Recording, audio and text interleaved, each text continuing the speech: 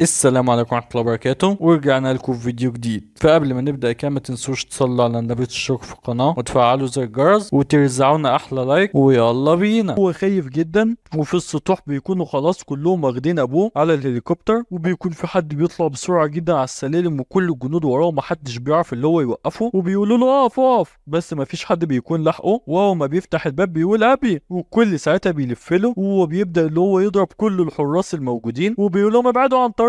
والراجل بيقعد اللي هو يضحك ويقول ده بقى هو ابنك عديم الفائدة. الموضوع فعلا بقى مثير للإعجاب، وهو بيكون ساكت، وزوفان بيكون ماشي ضرب في كل الحراس الموجودين، وهو بيقعد يقول في نفسه مفيش ابدا اي حد يقدر اللي هو يخرج من سجن السماء وهو عايش، او حتى ان اي حد يعرف عن اي حد دخل حاجة. انا لازم اللي انا اعرف منه حقيقة الاول عشان اقدر اطلع بره اسم ابويا. وعلى طول بينط عليهم وبيفعل مهارة الوعي المكاني، وفي بنت بتيجي وتقف قصاده وهو بيمسك ايديها، وهي بتقول في نفسها هو فعلا سريع، وبتسحب ايديها بسرعة وبتقول له ارجع لورا احسن لك. هو بيقول لها ابعدي عني، انا كل اللي انا عاوزه اللي انا اودع بس ابويا. وهي في لحظة واحدة بتكون وراه، وبتيجي اللي هي تهاجم عليه، بس هو بيصد الضربة. وهي بتقول في نفسها دي تاني مرة يصد فيها الضربة بتاعتي، واضح ان هي ما كانتش صدفة. وبيبداوا اللي هما الاتنين يتقاتلوا مع بعض، وهو بيقول في نفسه دي فعلا واحدة قوية جدا، وقوتها وسرعتها كبار قوي، دي قوتها وسرعتها كأنها محارب نجمي متقدم. انا لو ما كانش عندي مهارة الوعي المكاني ما كانش زماني قدرت ان انا اصد كل ضرباتها دي. والراجل ساعتها بيقول هو فعلا الولد ده ابنك، واضح اللي هو فعلا كويس قوي في اللي هو يخبي قوته زيك بالظبط. وابوه بيقول في نفسه هو فعلا ازاي قدر اللي هو يكتسب كل القوة دي، وهو بيكون عمال بيقاتل البنت دي وبيكون اتصاب جامد، وبيقول خلاص كده مش هينفع ان انا اتاخر اكتر من كده، لازم ان انا استخدم السيف النجمي. وبيزعق وبيقول انت لو عايزه ان انت تحافظي على نفسك وما تموتيش فابعدي عن سكتي. وعلى طول بيطلع السيف وبيهاجم عليها، وبيحصل انفجار كبير جدا، ومن كتر الدخان محدش بيكون شايف حاجه، بس هي في اللحظه دي بتلبس برضه جوانتيات، وبيكون واضح ان هي برضه اسلحه نجميه، وهو بيكون ماسك السيف قصادها. انما لسوء حظه علشان صاحبنا منحوس طبعا الجوهره بتاعت السيف ده بتتكسر في اللحظه دي. فعلا المنحوس منحوس حتى لو علقوا على راسه فانوس.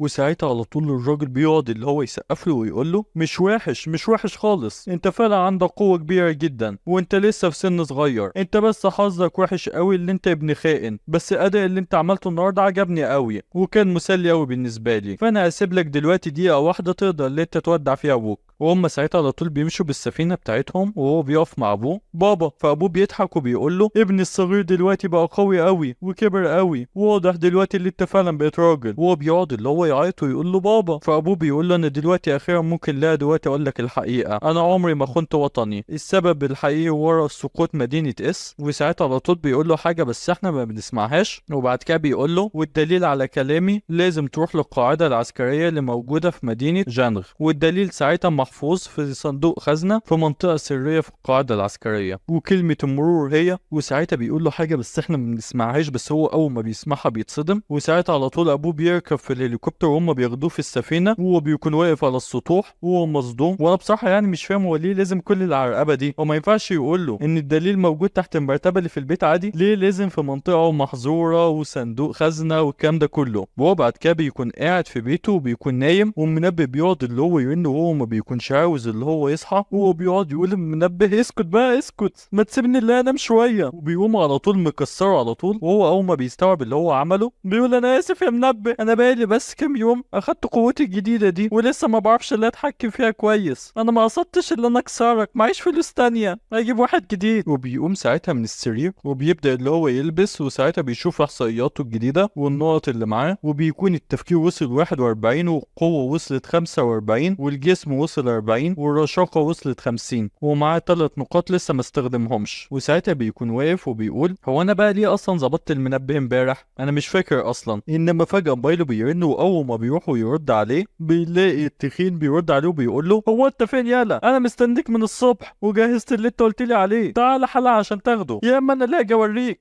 هو بيقول له اتاخرت ايه، ده انا اصلا في السكة، ده دقيقة واحدة واكون عندك. ده انا على كوبري اكتوبر، دقيقه واحده وهتلاقيني عندك. وبيطلع على طول يجري ويقول ما تبقاش كده وما تخليش عندك صبر يا سمين، خلاص اعتبرني وصلت. هو بيقول له هو انت دلوقتي ناديتني بايه؟ طب انسى بقى اللي انت تاخد اللي انت طلبته مني، انا هرميهم حالا في الزباله. لا لا استنى ما تعملش كده من فضلك. هو على طول بيوصل وبيقول انا اسف على التاخير، بس قابلت شويه حاجات رخمه في السكه وما قدرتش اوصل في الميعاد. ده فعلا عذر كبير جدا يخليني اصدقك. والعجوز ساعتها بيقول في نفسه ده مر بس كام يوم من ساعه اخر مره ساعتها شفت فيها الولد ده، وكان ساعتها لسه محارب نجم احتياطي، انما دلوقتي بقى محارب نجم متوسط. هو معقول اللي هو كان فعلا بيخفي قوته الحقيقيه؟ وعموما كل واحد عنده اسراره الخاصه وانا ماليش علاقه، بس هو دلوقتي فعلا بقى اشبه بابوه. وبيقول له دي المعدات اللي انت طلبتها انا جهزتها لك وحطيتها لك كلها في الشنطه دي، ولو عايز اللي انت تروح لمدينه جنغ، ودي بالمناسبه اللي ابوه قال له عليها. وساعتها على طول بيديله بطاقه محارب نجمي من الرتبه المبتدئه، انت هتقدر اللي انت تبقى محارب نجمي من الرتبه المتوسطه بعد 3 شهور على حسب القوانين وتخش الاختبار. بس صحيح مدينه جنغ مش سهله خالص، والجيش اللي هناك قاسي جدا، والموضوع مش هيكون سهل، الدخول والخروج منها. المدينه اللي هناك مش زي المدينه دي، وانا ما اقدرش غير لا اقول لك اللي انت تاخد بالك كويس وانت رايح هناك. وهو ساعتها على طول بيقول له شكرا ليك جدا يا عم جو عشان انت اهتميت بيا طول السنين دي. وهو ساعتها بيضحك وبيقول له ما تفكرش كتير في الموضوع ده يا ولد، انا اصلا بساعدك بس علشان ابوك كان ساعدني كتير جدا وانا صغير. وهو على طول بيقول له انا اكيد هاجي بعد كده كتير علشان ازورك، او بس ما اخلص اللي انا بعمله يا عم جو، بس انا همشي دلوقتي سلام. وهو على طول بيطلع من المكتب وبيفتكر اللي عمله وبيقول وانا صغير اول ما ايقظت قوتي رحت على طول للعم جو وقلت له سيدي انا محتاج ان انا اجمع شويه فلوس بسرعه وانا ايقظت قوتي الروحيه، مش مهم مهما كان المبلغ اي فلوس انا هبقى راضي بيها. واول ما اشتريت معدات جديده رحت قلت له انا اشتريت دلوقتي معدات جديده، دلوقتي اكيد تقدر ان انت تدخلني مهمات اعلى. وحتى لما كنت مصاب وطول ما فتره هو اللي كان بيساعدني طول الوقت. والعم جو بيقول في نفسه خد بالك من نفسك وارجع بسرعه يا ولد صغير عشان هتوحشني قوي. وفي مكان تاني بيكون ساعتها زوفان واقف ومعاه ورقه وبيقول العم جو كمان حجز لي تذكره القطر، انا هقدر ان انا اروح ساعتها للمدينه بسهوله، بس التذكره دي لسه بعد 5 ايام. انا ممكن دلوقتي اللي انا اقعد اجهز نفسي، هحتاج ان انا اروح دلوقتي السوق علشان اصلح السيف النجم بتاعي، وممكن ان انا اركب له ساعتها جوهره التمساح ابو راسين اللي انا قتلته. وبيقول في نفسه في عدد كبار جدا من الخبراء موجود في المدينه اللي انا رايحها، واكيد مش هقدر ان انا اتعامل بقوتي الحاليه، فلازم ان انا ازود قوتي باسرع طريقه واتدرب على كل قدرات الفنون القتاليه اللي اعرفها، واحتاج ان انا اقتل وحوش كتير جدا عشان اقدر ان انا اجمع نقط بسرعه واقدر ان انا ازود من احصائياتي. انما ساعتها في حد بيرن عليه وهو بياخد باله على طول بيرد وبيقول ايه اخبارك، انت اللي فكرك بيا عشان تتصل بيا دلوقتي؟ فهو بيقول له يا عم انت كنت فين طول الايام اللي فاتت، انا اتصلت بيك كتير وانت ما كنتش بترد عليا، خلينا اللي احنا نخرج النهارده انا وانت وحبيبتي. فهو بيقول له تمام، طب نتقابل في نفس المكان اللي احنا متعودين عليه، انا المره دي معايا شويه فلوس وهعرف ان انا اعزمك. وساعتها هو بيقفل وهو بيقول خلاص تمام اشوفك بعدين. وبنشوف ساعتها اللي كان بيكلمه بيكون اسمه لي، وهو مجرد انسان عادي ما عندوش اي قوه. لسه برضه الوقت بدري جدا وممكن دلوقتي اللي انا اروح عشان اقدر ان انا اصلح السيف النجمي بتاعي. وعلى طول بيروح وهو راكب القطر وبيقول في نفسه بعد الحادثه اللي حصلت مع ابويا واتهامه بالخيانه كان ليه هو صاحبي الوحيد، وهو دايما اللي كان بيدافع عني، واحيانا كمان كان بيجيب لي اكل وبيقول له تقدر ان انت تاكل من دي معايا طعمها حلو قوي. وحتى لما كبرنا شويه انت اسمك معروف قوي عشان كده انا اجرت لك بيت جديد باسمي انا عشان ما حدش يعرفك. هو دايما اللي كان بيساعدني في كل حاجه، بس خلاص دلوقتي انا هسيب البلد دي بعد كام يوم، انا ازاي هقول له الموضوع ده؟ وساعتها على طول القطر بيوصل وهو بيخرج منه وبيكون عمال بيفكر وهو ماشي وبيقول مهاره العين اللي عندي بتخليني كمان اللي انا اقدر اعرف مرتبه الناس، ودي حاجه مفيده جدا ليا، بس معظم الناس اللي حواليا هنا هم مجرد ناس عاديين مش محاربين نجميين حتى. انما انا لما كنت بواجه البنت دي ما كنتش قادر حتى اللي احس بالرتبه بتاعتها، ده كان عشان هي اقوى مني بكتير جدا وقوتهم بتزيد اكتر واكتر، ومع الوقت قوه المحاربين النجميين عماله كمان اللي هي بتزيد. وهو ساعتها على طول بيخش المول وبيقول المكان زحمه هناك المعتاد، خليني لا بيع المواد اللي جبتها الاول من السحال اللي انا قتلتها. وبيروح ساعتها لمكان مليان موارد وعناصر ونواه وحوش كتير جدا، وهو بيقول في نفسه نواة الوحوش دي بتتباع هنا بملايين، وممكن نواة الوحوش بتاعه التمساح ابو راسين اللي انا قتلته اللي انا باعها هنا بعشرات الملايين، بس لسوء الحظ مفيش اصلا منهم كتير في السوق، فلو قدرت اللي ابيعها بالطريقه الصحيحه فانا هقدر الاقي فيها سعر كويس، بس مش هينفع ان انا اعمل كده، انا لازم ان انا استخدم النواه دي عشان اقدر ان انا اشغل تاني السيف النجم بتاعي. وعلى طول بيروح ناحيه المكنه وبتكتب له بيع نواه الساحل اللي معاك تساوي 200,000 عمله. وهو بيقول في نفسه انا بس لو قدرت ان انا اجمع شويه مواد كمان من الساحل دي كان زمان اللي زودت المبلغ ده ووصلته المليون. انما ساعتها على طول بيسمع حد بيقول من فضلك هو في اي حاجه ممكن ان انا اساعدك فيها. وهو بيقول في نفسه خلاص طالما انا دلوقتي بقى معايا مبلغ كبير كده هقدر ان انا اعزمه النهارده على الغداء واخليه على حسابي. وفي بنت بتقول لي واحد من فضلك روح لقدام، بعد كده روح للشمال، بعد كده يمين، بعد كده شمال 3 مرات، بعد كده يمين، وساعتها هتلاقي الحمام قصادك. طب انت ممكن ليتي تبعتي لي لوكيشن اسهل؟ والبنت دي بيكون اسمها لوجيا، وهو بيتصدم اول ما بيشوفها وبيقول لوجيا، وساعتها على طول بيفتكر صاحبه ليه وهو بيقول له ازيك يا زوفين دي يا حبيبتي، وهي بتقول له اهلا بيك انا اسمي لوجيا، هو اصلا دايما بيتكلم عليك وانا كنت حبيبته بقى من النهارده. وهو ساعتها بيقول في نفسه انا ما كنتش عارف اللي هي بتشتغل في المكان ده، وكمان اللي هي دلوقتي بقت محاربه نجميه. هي ترى كانت عارفه حالتي من ري، وعشان كده ما رضتش اللي هي تقول لي اللي هي محاربه نجميه عشان تراعي مشاعري. وساعتها هي بتكون ماشيه وهو بيقول في نفسه انا بسلم عليها بعدين، خليه دلوقتي اللي انا اروح اشوف هعمل ايه. وبيروح ساعتها على طول لموظفه وهي بتقول له معلش يا سيدي المدينه دي اصلا ما فيهاش حدادين كويسين قوي، وافضل الحدادين الموجودين عندنا من المرتبه المتوسطه، بس الحدادين المتقدمين هم الوحيدين اللي هيقدروا اللي هم يركبوا نواة وحش من الرتبه ايه في الصيف ده، لازم اللي انت تروح لمدينه اكبر من دي. وهو بيقول لها خلاص تمام انا فهمتك. وهو بيقول في نفسه واضح اللي دلوقتي لازم اللي استنى عقبال ما اروح لمدينه جينغ وودي هناك ساعتها للمحل اللي هناك، وهو اللي هيقدر اللي هو يعمل اللي انا عاوزه. وهي بتقول لنا اسفه اللي انا ما قدرتش لا اساعدك.